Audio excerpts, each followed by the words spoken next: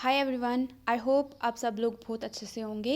तो जैसे कि आपको पता है, मैं आपको जो आपकी BSc 131 है वो करा रही हूँ कुछ टाइम से। तो आज हम करेंगे स्कोप ऑफ एजुकेशन, जो यूनिट 2 है उसका पार्ट 2। ठीक है, पार्ट 1 इससे पहले मैंने अपलोड किया है। अगर आपने वो देखा है तो आपको पता होगा, अगर नहीं तो आप मेरे चैनल में जाइए, उसको थोड़ा स्क्रॉल डाउन कीजिए, वहीं पे आपको मिल जाएगा। ठीक है, वहाँ पे मैंने उसको लिखा है स्कोप ऑफ एजुकेशन, तो थंबनेल पे आपको मिल जाएगा। ठीक है, वहाँ पे मैंने आपको ये बेसिकली इसमें जो पहला पार्ट है, जैसे कि ये इनफॉर्मल एजुकेशन क्या होता है और फॉर्मल एजुकेशन क्या होता है, ये मैंने आपको अच्छे से समझाया है। ठीक है, अगर नहीं आपको समझ आया आप मुझे बता दीजिएगा, मैं आपको वापस से समझाऊंगी। तो कोई इसमें बड़ी बात नहीं है, मैं आपको समझाऊंगी दोबारा। ठीक है, तो अगर आपको कोई भी हेल्प की ज़रूरत होगी यहाँ पे कुछ समझने में, आप प्लीज़ मुझे बहन समझ के बोल सकते हैं, आई विल हेल्प यू। ठीक है, तो आज हम डिस्कस करेंगे नॉन फॉर्मल एजुकेशन। हाँ, पहली बात, बहुत बच्चों को लगता होगा कि ये जो आपका है जो ये सब्जेक्ट बहुत डिफ़िकल्ट है। बेटा, ऐसा कुछ भी नहीं है, ये बहुत इजी है। ठीक है, आपको ये नहीं जब भी कोई सब्जेक्ट आप लेते हो ना, पहले अगर आप दिमाग में बना लेते हो ना, माइंड में इमेज कि हाँ ये डिफ़िकल्ट है, फिर वो आपको हमेशा डिफ़िकल्ट ही लगेगा। उससे अच्छा है ना, आप एक बार पढ़ो तो आपको खुद फिर एनालाइज करो, इजी है डिफ़िकल्ट है। इजी डिफ़िकल्ट कुछ नहीं होता, ये हम अपने आप तक हमें है कि हम कैसे उसको पढ़ने की कोशिश करते हैं। फिर वो चीज़ ईजी हो सकती है, फिर अगर नहीं पढ़ते हैं फिर डिफ़िकल्ट ही होगी, है ना। तो इसीलिए मैं आपको ये समझाऊंगी, आप एक बार ये समझ लो, उसके बाद आप खुद इसकी रीडिंग करो और देखो इंपॉर्टेंट पॉइंट्स क्या हैं अपने हिसाब से।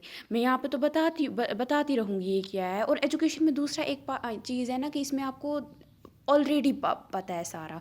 अब है कि आपको और थोड़ा अच्छे से समझाने के लिए इसमें चीज़ें ऐड की गई होती हैं, है ना। तो अब अपने जब आंसर लिखते हो, और हम कभी ये नहीं माइंड में रखना कि आपको आंसर जो बुक में आपको वही लिखना है, ऐसा कुछ नहीं होता है। अगर आपकी इंग्लिश ठीक है, आपको जो बेसिक इंग्लिश है, सिंपल इंग्लिश जो होनी चाहिए एक बच्चे के पास, मतलब जो आनी चाहिए आंसर लिखने के लिए, अगर वो आपको आती है, अगर नहीं भी आती है, प्रैक्टिस करो रोज़, एक एक ऐसे लिखो, छोटे छोटे एक एक पैराग्राफ लिखो। उससे क्या होता है ना, उससे आपको लिखने पे एक थोड़ा होल्ड आ जाता है आंसर राइटिंग में। ठीक है, और ये आपके लिए अच्छा है अगर आप आंसर लिख पाते हो, तो अपने वर्ड्स में कोशिश करो लिखने की, रट्टा मत मारो। अभी इस एज में आपको ये नहीं बोला कि मैं एक क्वेश्चन ही करूँगा उसको याद करूँगा, नहीं। उससे अच्छा आप उसको पढ़ो, समझो और खुद से लिखने की कोशिश करो। इससे ना आपके माइंड पे ज़्यादा स्ट्रेस पड़ेगा, और आपको एग्ज़ाम के टाइम पे डर भी नहीं लगेगा। आपको सिर्फ इसको रिवाइज करना है दोबारा, और आप अच्छे से दे सकते हो पेपर, है ना। और मार्क्स की कभी ये मत करो चिंता कि नहीं मेरे कम आ जाएंगे, क्या होगा। बस आपको पास करना है, उसके बाद आपको अपना 100% देना है, फिर आप देखो कितना अच्छा आप करते हो। अब हमेशा अपना 100% दो, फिर सब कुछ अच्छा होता है। ठीक है, अगर आप पहले ही नहीं दोगे तो फिर उससे मत, फिर तो कुछ भी अच्छा नहीं हो सकता है ना। तो ये है। चलो जी, non formal education, like formal education system, non formal education is also organized system of education which includes centralized body for operating the system, programs offered to a variety of credential groups, curriculum and its transaction process, evaluation and certification। तो जिस तरीके से formal education system है ना हमारा, जो हम non formal education है वो भी इसी तरीके से कुछ है, ऑर्गेनाइज है, पहले से ही एक सिस्टम बनाया हुआ है, जो कि मतलब उनका एक सेंट्रल बॉडी है जो कि उस पूरे सिस्टम को चलाती है। कुछ उसमें प्रोग्राम्स वगैरह रखे गए हैं जो कि अलग अलग बच्चों के लिए है। जैसे अगर आप इग्नो की बात करते हो, इग्नो भी आपका नॉन फॉर्मल एजुकेशन में आएगा। क्यों आएगा, यहाँ पे आपका ये नहीं कि आपको रोज़ जाना है कॉलेज, या आपके ये मतलब रोज़ नहीं आपको जाने की ज़रूरत है, आप डिस्टेंस के थ्रू पढ़ रहे हो, है ना। तो लेकिन एक ऑर्गेनाइज सिस्टम है, अगर आपकी संडे को क्लासेस होंगी तब आपको जाना पड़ेगा, ये नहीं कि आपको रोज़ एक टाइम पे ही जाना पड़ेगा। या एग्ज़ाम आपको पहले से ही दिए हैं कि एग्ज़ाम होंगे आपके, और एक सेंट्रल बॉडी है जो आपकी इग्नो की है, या यूजीसी के थ्रू ये इसके यूजीसी जो आपका वो इसको अपने हिसाब से चलाता है। तो ये सारा है। ठीक है, तो वैसे ही आपकी इवैल्यूएशन होती है, मतलब यहाँ पे आपका एक टाइम होता है, एग्ज़ाम देते हो, फिर वहाँ पे इवैल्यूएशन होता है, उसके बेसिस पे आपको पता चलता है आप पास हो या नहीं हो।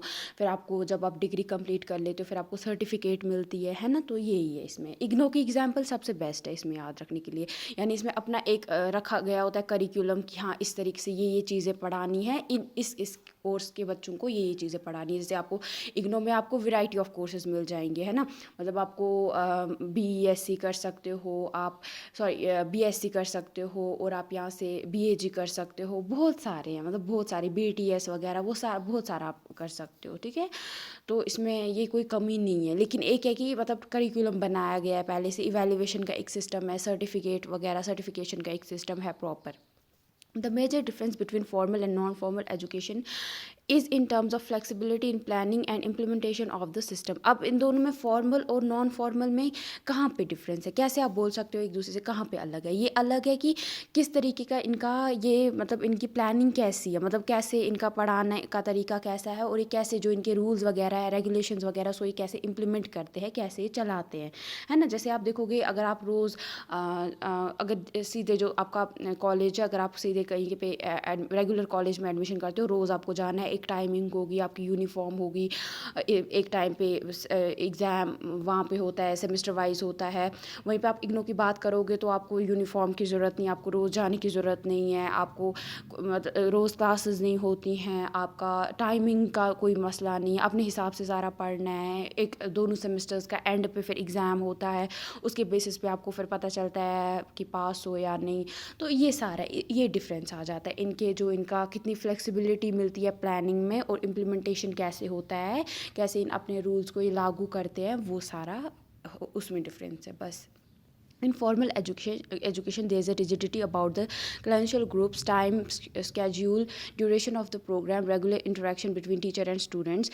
Whereas in non-formal education system, there is flexibility in terms of time, schedule, classes, duration of the program, examinations, etc. देखो अगर हम बात करेंगे रेगुलर कॉलेज की, जो मैंने आपको पहले बताया, वहाँ पे आप क्या देखते हो, वहाँ पे एक स्केड्यूल बना के होता है कि हाँ ये दिन आपको जाना है या रेगुलरली जाना है, आपको इतने इतने टाइम पे ये क्लास होगी, अगर नहीं मतलब वहाँ पे फिर शॉर्टेज की प्रॉब्लम हो सकती है, वो सारा है। आपका प्रोग्राम का टाइमिंग पहले से दिया होता है, इतने टाइम में आपको ये करना है। आपका टीचर और आपके बीच में रोज़ बातचीत होती है, रोज़ आप उनसे इंटरेक्ट करते हो। वहीं पे नॉन फॉर्मल में क्या होता है, जैसे इग्नो की आप बात कर लो, इग्नो तो आप ज़्यादा अच्छे से समझ सकते हो। वहाँ पे जो टाइम स्केड्यूल है, टाइम की कोई पाबंदी नहीं है। आपको 6 साल दिए जाते हैं, आप आराम से 6 साल के अंदर अगर 3 साल की डिग्री है उसको करने के लिए 6 साल दिए जाते हैं, ठीक है। आप अपने हिसाब से दे सकते हो।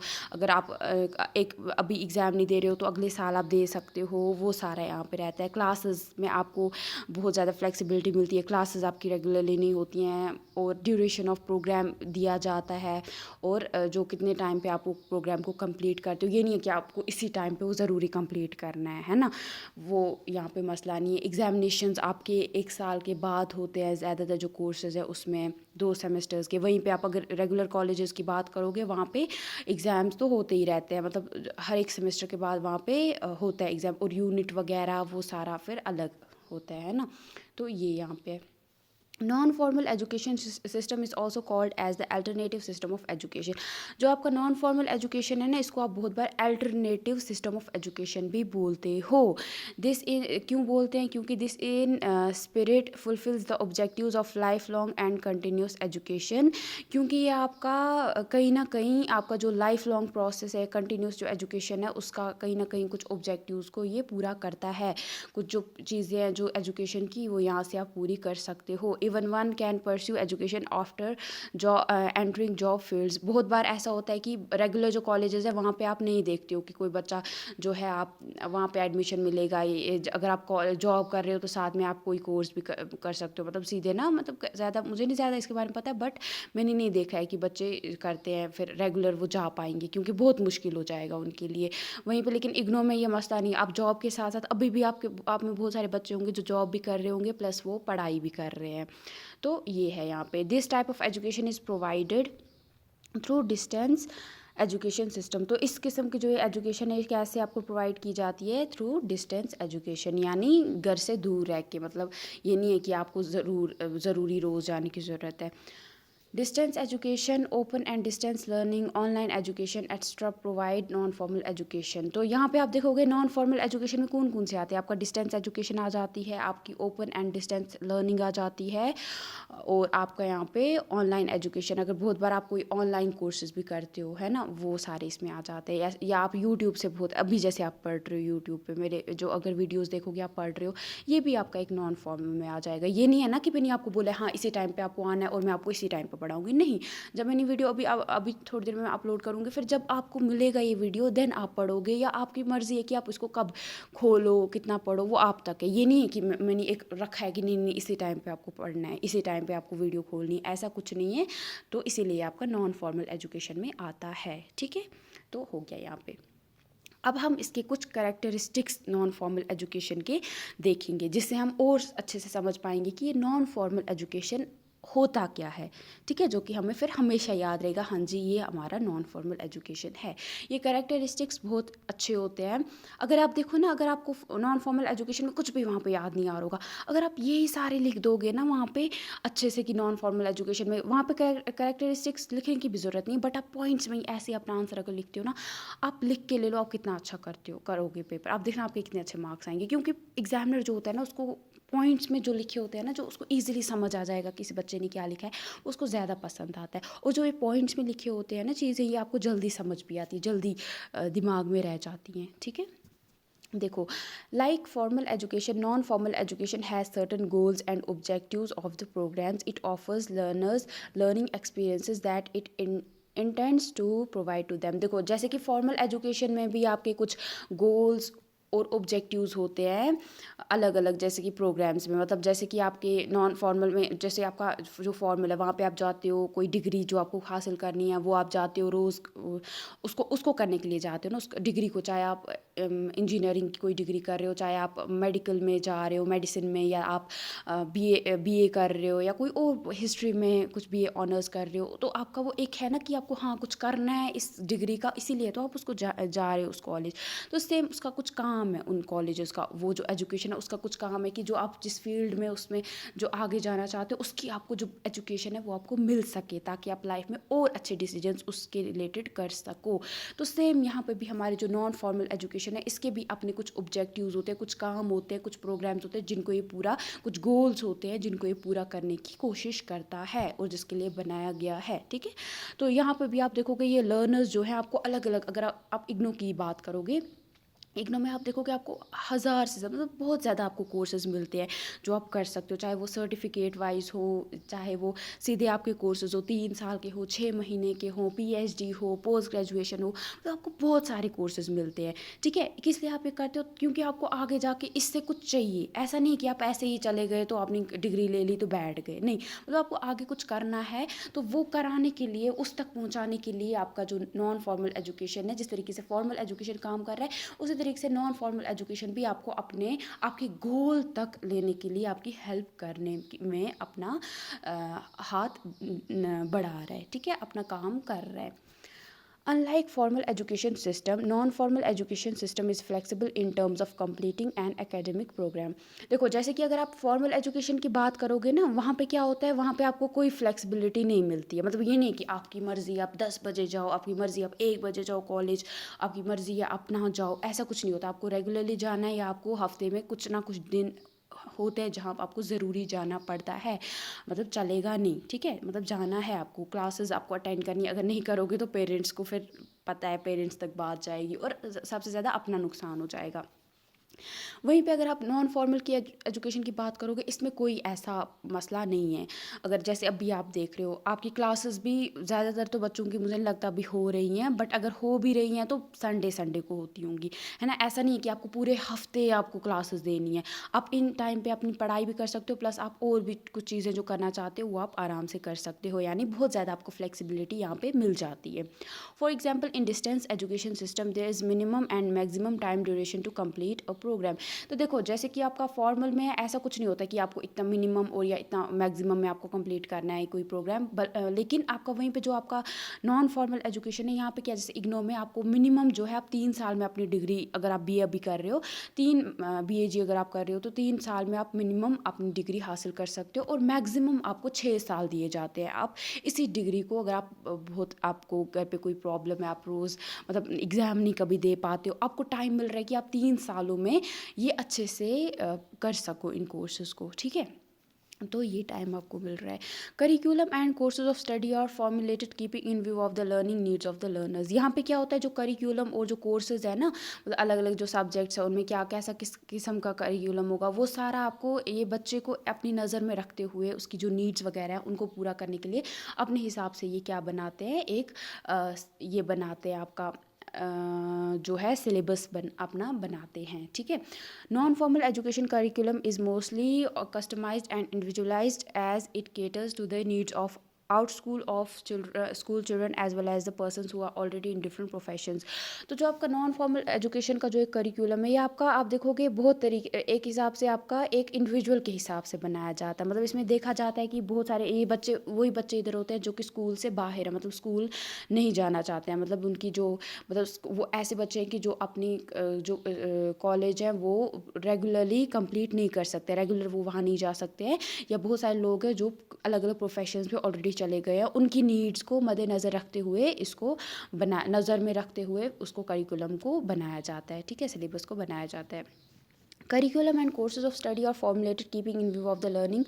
तो यहाँ पे ये तो मैंने बोला आपको, ठीक है। Teaching learning process is generally learner oriented and flexible in nature. तो अगर आप देखोगे टीचिंग लर्निंग जो इनका प्रोसेस है, मतलब जो क्लासेस वगैरह होती हैं वो ज़रूरी मतलब रोज़ तो होती नहीं है, क्योंकि इनको पता होता है कि जो बच्चे यहाँ से इग्नू से वही बच्चे करते हैं जिनको मोस्टली घर पे कुछ मसला होता है या जिनको कुछ और प्रोफेशंस में वो ऑलरेडी होते हैं, तो उनके लिए बनाया जाता है, इसलिए फ्लेक्सिबल होता है। ज़रूरी नहीं है कि आपकी क्लासेस इसमें कम रोज़ होती हैं। Like formal system of education, there is centralized body which operates the system, plans and implements the program, evaluates the achievement of the learners and certifies their performance। तो जिस तरीके से फॉर्मल सिस्टम ऑफ एजुकेशन में भी एक central body होती है जो कि उनका सिस्टम को चलाती है, अलग अलग प्रोग्राम्स को इम्प्लीमेंट करती है, लागू करती है, उसको एग्ज़ाम्स को इवेल्युएट करती है, वो सारा सर्टिफिकेट्स वगैरह देती है। इस तरीके से हमारे जो इग्नो या जो non formal system of education है इसमें भी सेम होता है। यहाँ पे आपके डायरेक्टर्स हो गए, आपके यहाँ पे अलग अलग टीचर्स होते हैं जो कि फिर आप एग्ज़ाम जब देते हो फिर उनकी चेकिंग होती है, तो उस तरीके से होता है, ठीक है। Assessment of learning outcomes is also carried out in non formal education system. तो सेम यहाँ पे भी आपका असेसमेंट मतलब एक टाइम होता है जब आपका एग्ज़ाम लिया जाता है, उसकी बेसिस पे फिर आपको देखा जाता है कि आपने क्या पढ़ा है, वो सारा देखा जाता है यहाँ पे भी। From above discussion it can be concluded that most characteristics of formal and non formal education are similar nature except the rigidities in their implementation. The flexibility in non formal system of education is as follows. तो अब आप देखोगे बहुत सारी जो चीज़ें हमने पढ़ी, इसमें बहुत सारी चीज़ें ऐसी थी जो नॉन फॉर्मल और फॉर्मल एजुकेशन में जो हैं वो सिमिलर थी, एक जैसी थी। लेकिन अब एक चीज़ थी सिर्फ जो रिजिडिटी जो थी कितनी आपको मतलब वो ऐसा है कि आपको वो जाने, जैसे आपने देखा कि वहाँ पे जो रेगुलर कॉलेज वहाँ पे आपको ज़रूरी है कि रोज़ जाओ, टाइम पे जाओ, क्लासेस अटेंड करो। वहीं पे यहाँ जो है इग्नो आपका या आपका नॉन फॉर्मल जो एजुकेशन है इसमें आपको इतना ये सब कुछ नहीं होता है। यहाँ पे आपको बहुत ज़्यादा फ्लेक्सिबिलिटी मिलती है, ज़रूरी नहीं आप क्लासेस अटेंड करो, मतलब एक हफ्ते में एक बार क्लासेस होती हैं और बाकी ये नहीं है कि आपको रोज़ जाना है, वो सारा। तो अब आपका जो फ्लेक्सिबिलिटी जो है formal education non formal education में वो क्या है। सबसे पहले फ्लेक्सिबिलिटी हो गया कि कहाँ पे आप मतलब इजी ले सकते हो इसको नॉन फॉर्मल एजुकेशन को। तो plan and implement short term programmes और courses for small group of clientele से illiterate out of school children the workers. तो यहाँ पे आपका क्या है, यहाँ पे सबसे पहले ये जो प्रोग्राम्स वगैरह होते हैं, कोर्सेज वगैरह होते हैं, छोटे ही ग्रुप के लिए बनाए जाते हैं। उनको देख के जैसे कि बहुत सारे जो जैसे कि कुछ लोग होते हैं वो अपनी पढ़ाई कंप्लीट नहीं कर पाते हैं, मतलब फिर कभी वो स्कूल नहीं गए होते हैं, फिर अचानक से वो स्टार्ट बोलते हैं कि मतलब हम मतलब आधी ही कंप्लीट कर पाते हैं, फिर वो यहाँ पे पढ़ाई कर सकते हैं इग्नो के थ्रू, या आप बाकी जो कोर्सेज हैं नॉन फॉर्मल वाले हैं वहाँ से कर सकते हैं वो लोग, या कभी स्कूल नहीं गए वो लोग भी कर सकते हैं अलग नॉन फॉर्मल जो सेटअप है एजुकेशन का। उससे जो आउट ऑफ स्कूल जो जिन्होंने बीच में स्टडीज़ छोड़ दी वो बच्चे यहाँ से क्लासेस ले सकते हैं, अटेंड कर सकते हैं। वर्कर्स जो है अपना काम जो कर रहे हैं दिन में रात में वो फिर पढ़ाई कर सकते हैं एडमिशन लेके, वो सारा है यहाँ पे। No need of regular classes even the courses can be offered through distance education system. तो यहाँ पे आपको कोई ज़रूरत नहीं है रेगुलर क्लासेस की अटेंड करने की, मतलब ज़रूरी नहीं आपको रोज़ाना क्लासेस देनी होंगी। तो even the courses can be offered through distance. अब अलग अलग जो कोर्सेज है उनको भी आप डिस्टेंस एजुकेशन के थ्रू ऑफर ये लोग करते हैं। There is flexibility in duration of program and its completion. तो उसके बाद यहाँ पे आपको एक टाइम मिलता है ना कि आप जैसे कि 3 साल में या 6 साल के अंदर आप ये कंप्लीट कर सकते हो कोई भी program. It addresses special clientele group not only for their professional development but also for development of their basic education. तो यहाँ पे जो आपकी ये जो बेस मतलब जो स्पेशल बच्चों का ग्रुप है, मतलब जो कि स्पेशल यहाँ पे कहने का ये मकसद है कि जैसे बहुत सारे हमारे में आप देखोगे बहुत सारे लोग जो बहुत गरीब होते हैं जो कि रेगुलर एजुकेशन को अफोर्ड नहीं कर सकते सकते हैं, बहुत सारे बच्चे उनको जॉब्स करनी होती हैं, जिसकी वजह से वो रेगुलर कॉलेजेस नहीं अटेंड कर सकते हैं, क्योंकि उनको अपनी मतलब कोई बच्चा नहीं चाहेगा कि मैं कॉलेज ना जाऊँ, कोई ही मतलब होगा ज़्यादा, हर कोई चाहेगा मैं कॉलेज जाऊँ, मैं अपने फ्रेंड्स बनाऊँ।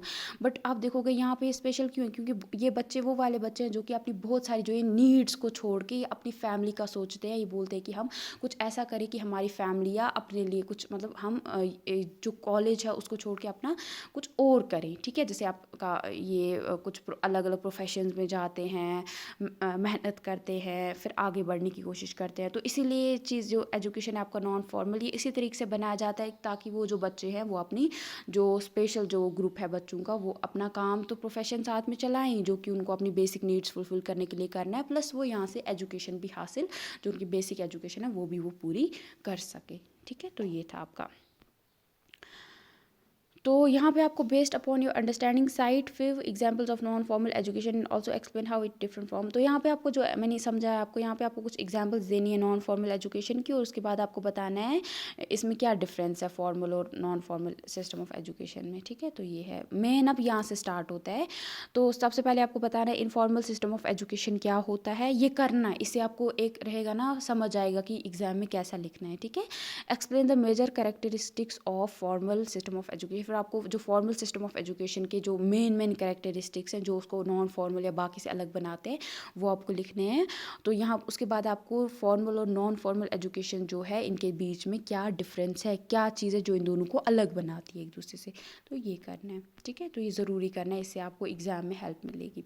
तो इसके बाद मैं आपको कराऊंगी scope of education from the view point of major focus of the study of knowledge, ठीक है। तो ये हो गया यहाँ पे, थैंक यू।